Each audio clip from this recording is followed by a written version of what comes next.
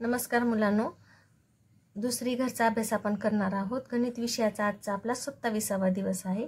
आज आपण शिकणार आहोत 41 ते 50 अंकांचा लहान मोठेपणा, तसेच 41 ते 50 संख्यांचा चढता उतरता क्रम सुद्धा आज आपण शिकणार आहोत।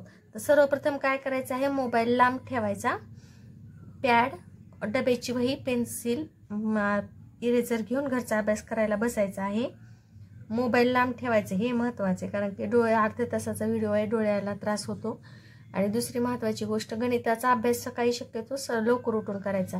काय होतं, ह्या वेळेला मोबाईल आई कामात असते, आई बाबा सकाळी सकाळी कामात असतात, तेव्हा त्यांचा मोबाईल आपल्याला फ्री असतो पाहण्यासाठी। ठीक आहे, त्यांच्या कामाच्या वेळेत त्यांना मोबाईल मागायचा नाही आपल्याला। नमस्कार मुलांनो, आज आपल्याला लहान संख्या आणि मोठी संख्या शिकायची आहे। लहान संख्या मोठी संख्या तुम्हाला सर्वांना माहितीच आहे। तरी आज आपण 41 ते 48 संख्यामध्ये लहान कोणती संख्या आहे, मोठी कोणती संख्या आहे आपल्याला ओळखायचं आहे। तर पहिलं गणित कोणतं आहे आपले, 41 आणि 48। आता तुम्हाला हे शिकत शिकत काय करायचंय, हे लिहून घ्यायचं आधी। हे लिहित लिहित इकडे थोडंसं लक्ष द्यायचं आहे, फक्त नुसतं पाहायचं नाही आपल्याला। व्हिडिओमध्ये आपण घरचा अभ्यास करतो ना, घरचा अभ्यास करत असताना आपल्याला लिहावं लागतं। मग हे लिहित लिहित काय करायचं, इकडे लक्ष द्यायचं, कारण की मी तुम्हाला हे गणित कसं सोडवायचं ते सांगणार आहे। आता या गणितामध्ये 41, 4.1 41 आणि 4.8 48 हे दोन अंक संख्या दिलेले आहेत आणि आपल्याला सांगितले की ह्याच्यातलं मोठं कोण आहे ठरवा।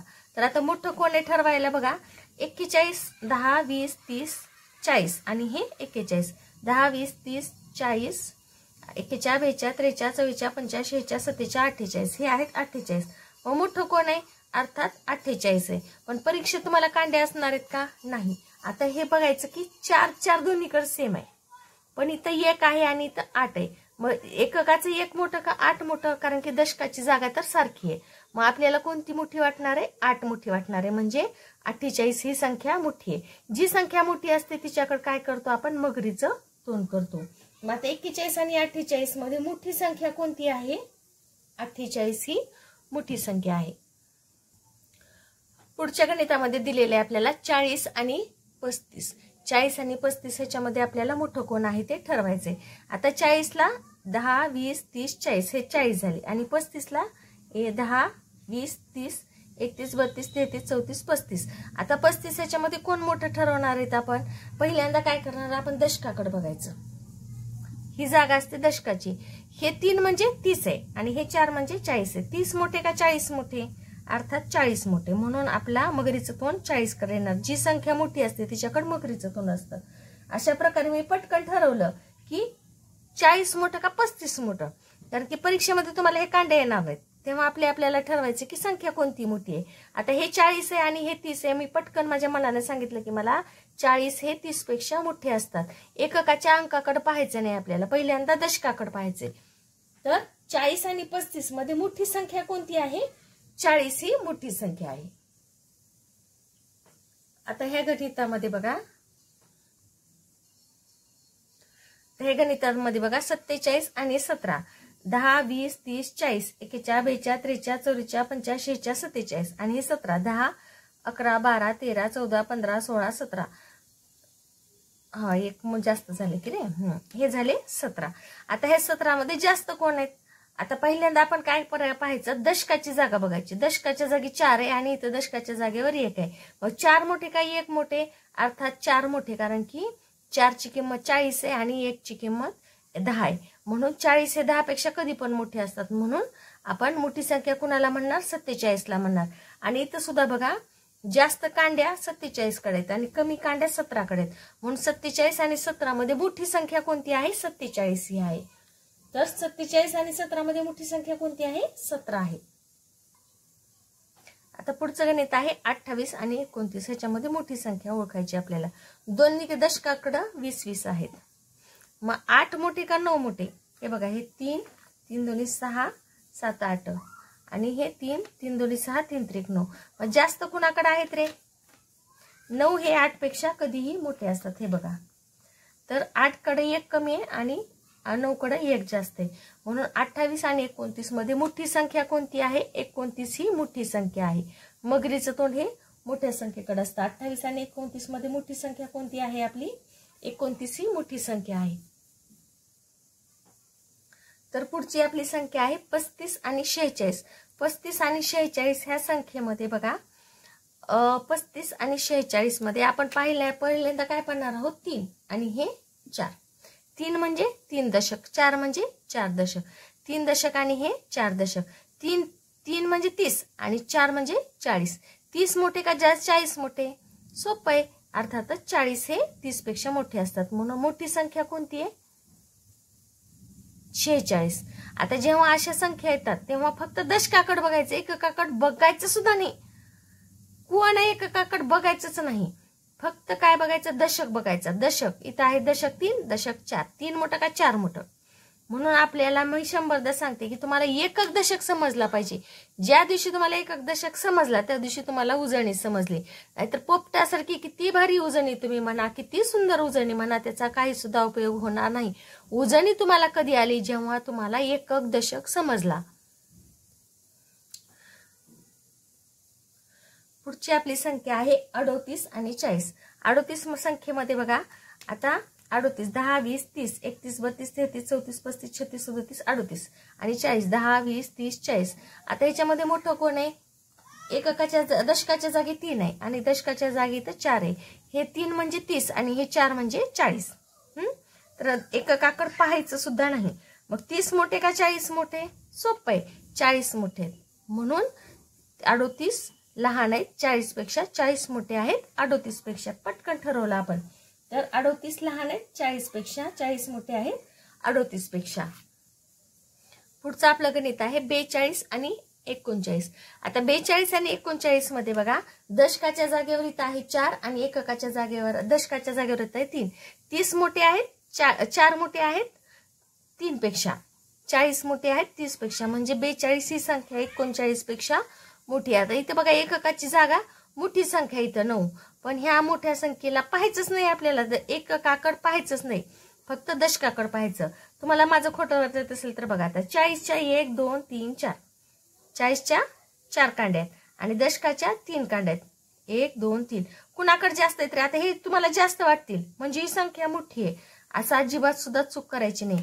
हे जास्त आहेत म्हणून ही संख्या मोठी असू शकणार नाही. हे जरी किती जास्त असले तरी हे 9 पेक्षा जास्त नाही आहेत ना. हे जे एककाचे आहेत ठोकळे हे 9 पेक्षा जास्त नाही. आणि इथं एक कांडी ही 10ची आहे. 10 20 30 31 32 33 34 35 36 37 38 39. इथं बघा 10 20 30 40 41 आणि 42. म्हणून डोळे झाकून दशकाकडे बघायचं. दशक जो मोठा आहे ती संख्या मोठी आहे. आता 42 मध्ये हे 4 10 20 30 40 41 42. 10 20 30 आणि हे 9 39. तर ह्या 42 आणि 39 मध्ये मोठी संख्या आहे 42. 42 मोठे आहेत 39 पेक्षा, 39 लहान आहेत 42 पेक्षा. 42 लहान आहेत मोठे आहेत 39 पेक्षा. कुठली आपली संख्या आहे 47. 10 20 30 40 41 42 43 44 45 46 47 आणि हे आहेत 19. 10 1 2 3 4 5 6 7 8 9. हे झाले 19 आणि हे झाले 47. तर 47 हे 19 पेक्षा मोठे का बरं आहेत? कारण की इथं पाहिलं जर आपण ही आहे दशकाची जागा. 4 हे 1 पेक्षा नेहमी कसे असतात? मोठे असतात. म्हणून 47 हे 19 पेक्षा मोठे आहेत. 47 हे 19 पेक्षा मोठे आहेत. आता पुढचे गणित मी इथंच तुम्हाला शिकवणार आहे. हे बघा 47 आणि 36 दशकाची जागा पाहिली. हे दशकाच्या जागेवर आहे 4 आणि इथे एका दशकाच्या जागेवर आहे 3. 40 मोठे का 30 मोठे? अर्थात 40 हे 30 पेक्षा मोठे आहेत. म्हणून 47 ही संख्या मोठी आहे. मगरीचं तोंड 47 कडे झालं. मगरीचं तोंड हे नेहमी मोठ्या संख्येकडे असतं. पुढचं गणित बघा 42 आणि 33. हे आहे 40 आणि हे आहे 30. 40 आणि 30. 40 मोठे आहेत 30 पेक्षा. 40 मोठे आहेत 30 पेक्षा. म्हणून 40 हे 30 पेक्षा मोठी संख्या आहे. म्हणून 42 मोठे आहेत 33 पेक्षा. आता ह्या गणितामध्ये बघा 40 आणि हे 40. 40 40 आणि 5 आणि 9 एककाच्या जागेवर कोण आहे? 5 आणि 9 हे दोन्ही दशक सारखे आहेत. मग आता कुणाकडे जाणार आपण? एककाकडे जाणार. 5 मोठे का 9 मोठे? तर हे 9 ही संख्या मोठी आहे. जर तुम्हाला उजळणी पूर्ण नीट लक्षात असेल तर तुम्हाला एकक दशकाकडे बघायची पण गरज नाही. हळूहळू सरावानं काय होईल, तुम्हाला संख्या बघितली की तुम्हाला लक्षात येईल की लहान कोण आहे मोठं कोण आहे. पण याच्यासाठी खूप तुम्हाला सराव करावा लागणार आहे. आता आपण उजळणी शिकत आहोत, पण एक थोडं तिसरीला तुम्ही जेव्हा जाचाल तेव्हा तुम्हाला आपोआप संख्या बघितलं की लक्षात येतं की कोण मोठे आणि कोण छोटे. आता इथं पण 50 आहेत, इथं पण 50 आहेत. आता लहान मोठं कुणाला ठरवणार आपण? कुणालाच नाही ठरू शकत. म्हणून 50 दोन्ही 50च्या समोर आपण देणार बरोबरचं चिन्ह.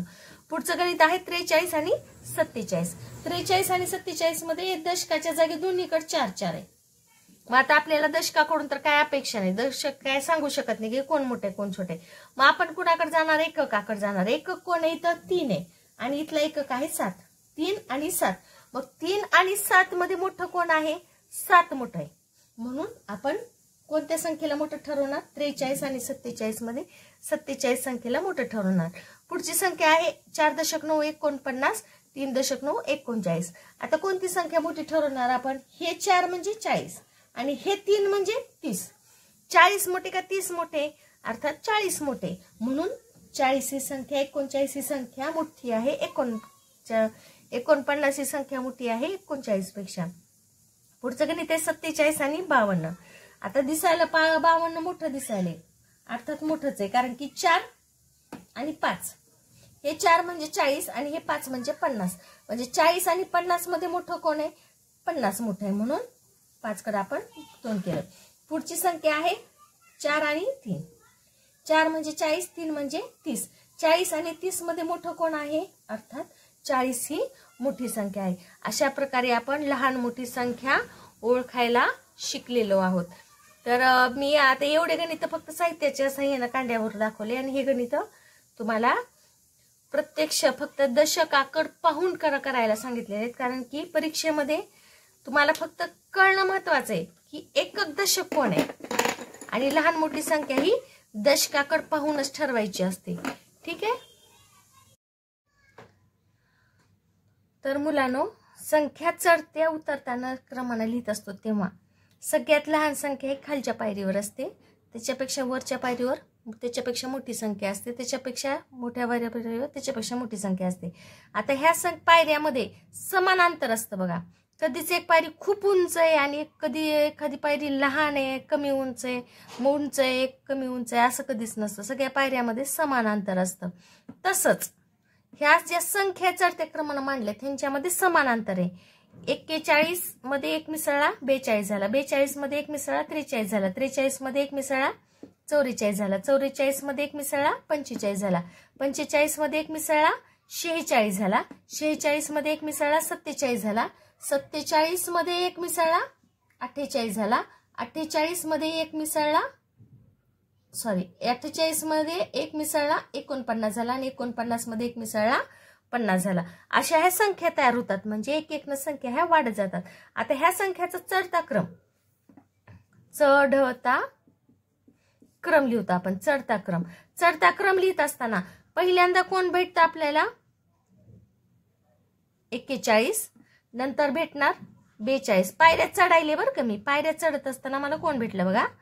43, 44, 45, 46, 47, 48, 49 आणि 50. आता संख्या मी खाली उतरायला लागले. मग खाली उतरत असताना आपला उतरता क्रम कसा असणार आहे बघा. पायऱ्या मी वरून खाली उतरायले बघा. वरून खाली येऊ लागले. वरून खाली येत असताना मला भेटला 50, नंतर भेटला 49, नंतर 48, 47, 46, नंतर भेटला 45, नंतर भेटला 44, नंतर भेटला 43, नंतर भेटला 42 आणि नंतर भेटला 41. हा उतरता क्रम आहे. उतरता क्रम काढत असताना पहिल्यांदा उंचावर असतो आपण, म्हणजे मोठी संख्या असते. उतरत्या क्रमाला नेहमी मोठी संख्येपासून सुरू करायचं आणि चढत्या क्रमाला लहान संख्येपासून सुरू करायचं. 41, 42, 43. लहान कोण आहे? एकेचाळीस आहे, कारण की चढत असताना आपण पहिल्यांदा लहान पायरीवर असतो आणि उतरत असताना मोठ्या पायरीवर असतो. हा फरक तुम्हाला लक्षात यायला पाहिजे की चढता क्रम काळ लिहित असताना संख्या पहिल्यांदा लहान लिहायची आणि उतरत्या क्रमाला पहिली संख्या ही मोठी घ्यायची. ठीक आहे.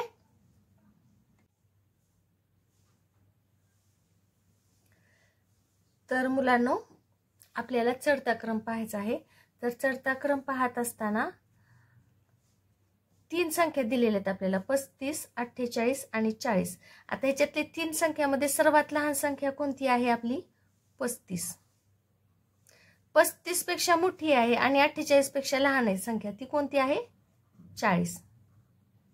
आणि 40 पेक्षा मोठी संख्या आहे आपली 48.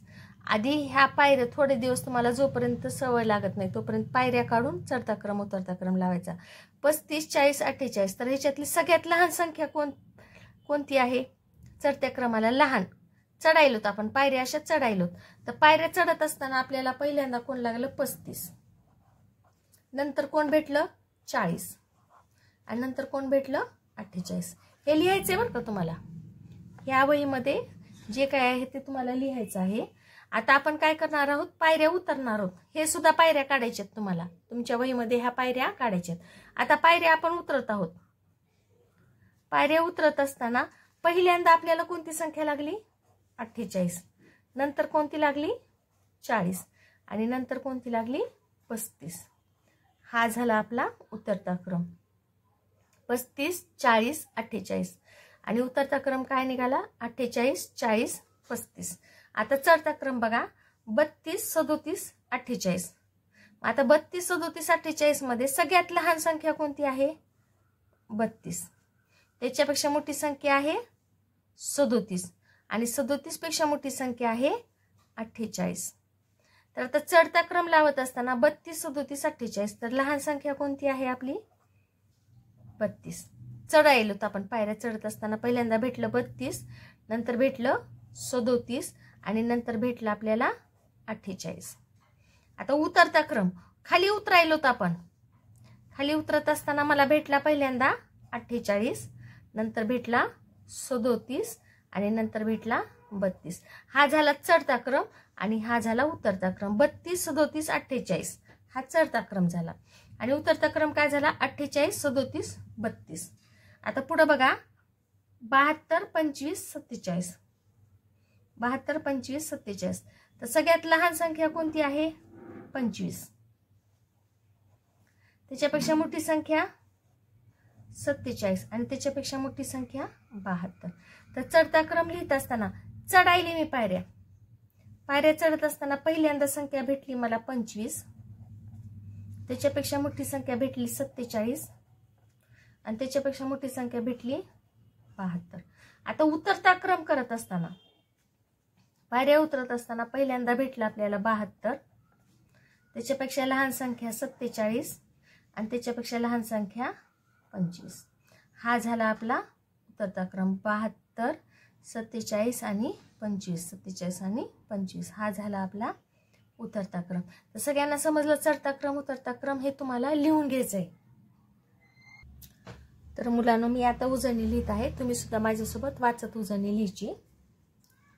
1, 2, 3, 4, 5, 6, 7, 8, 9, 10.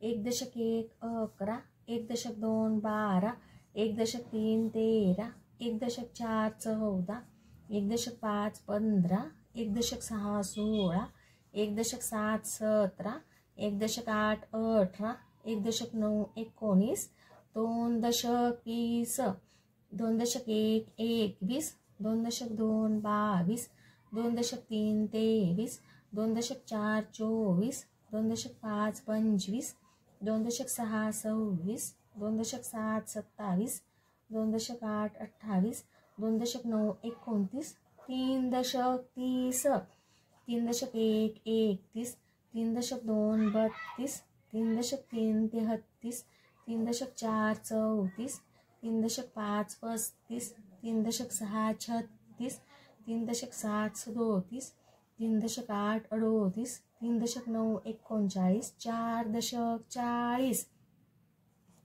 4 दशक 1 41, 4 दशक 2 42, 4 दशक 3 43, 4 दशक 4 44, 4 दशक 5 45, 4 दशक 6 46, 4 दशक 7 47, 4 दशक 8 48, 4 दशक 9 49, 5 दशक 50, 4 दशक 1 41, 4 दशक 2 42, 4 दशक 3 43, 4 दशक 4 44, 4 दशक 5 45, 4 दशक 6 46, 4 दशक 7 47, 4 दशक 8 48, 4 दशक 9 49, 5 दशक 50, 4 दशक 1 41, 4 दशक 2 42, 4 दशक 3 43, 4 दशक 4 44, 4 दशक 5 45, 4 दशक 6 46, 4 दशक 7 47, 4 दशक 8 48, 4 दशक 9 49, 5 दशक 50, 4 दशक 1 41, 4 दशक 2 42, 4 दशक 3 43, 4 दशक 4 44, 4 दशक 5 45, 4 दशक 6 46, 4 दशक 7 47, 4 दशक 8 48, 4 दशक 9 49, 5 दशक 50, 4 दशक 1 41, 4 दशक 2 42, 4 दशक 3 43, 4 दशक 4 44, 4 दशक 5 45, 4 दशक 6 46, 4 दशक 7 47, 4 दशक 8 48, 4 दशक 9 49, 5 दशक 50, 4 दशक 1 41, 4 दशक 2 42, 4 दशक 3 43, 4 दशक 4 44, 4 दशक 5 45, 4 दशक 6 46, 4 दशक 7 47, 4 दशक 8 48, 4 दशक 9 49, 5 दशक 50, 4 दशक 1 41, 4 दशक 2 42, 4 दशक 3 43, 4 दशक 4 44, 4 दशक 5 45, 4 दशक 6 46, 4 दशक 7 47, 4 दशक 8 48, 4 दशक 9 49, 5 दशक 50. तर मुलांनो, 5चा पाढा आता आपल्याला नवीन पद्धतीने करायचे. 5चा पाढा म्हणजे काय? 5ची वारंवार केलेली बेरीज. येणाऱ्या बेरजेमध्ये 5 मिसळत जायचं आपल्याला. 5 मिसळत जायचं आणि वरचीवर बेरीज 5ची केली की आपल्याला बरोबर 5चा पाढा भेटतो. बघा आता 5 5 1 2 3 4 5 5 5 6 7 8 9 10. 10 मध्ये 5 मिसळले. 10 11 12 13 14 15. 15 मध्ये 5 मिसळले. 15 16 17 18 19 20. 20 मध्ये 5 मिसळले. 20 21 22 23 24 25. 25 26 27 28 29 30. 31 32 33 34 35. 35 मध्ये 5 मिसळले. 36 37 38 39 40. 40 मध्ये 5 मिसळले. 40 41 42 43 44 45. 45 मध्ये 5 मिसळले. 45 46 47 48 49 50. 50 मध्ये 5 मिसळले. 50 51 52 53 54 55. असे वारंवार 5ची बेरीज केल्याने आपोआप आपल्याला काय होतं? 5चा पाढा हा तयार होतो. ठीक आहे. तर आता आपल्याला 5चा पाढा लिहायचा आहे.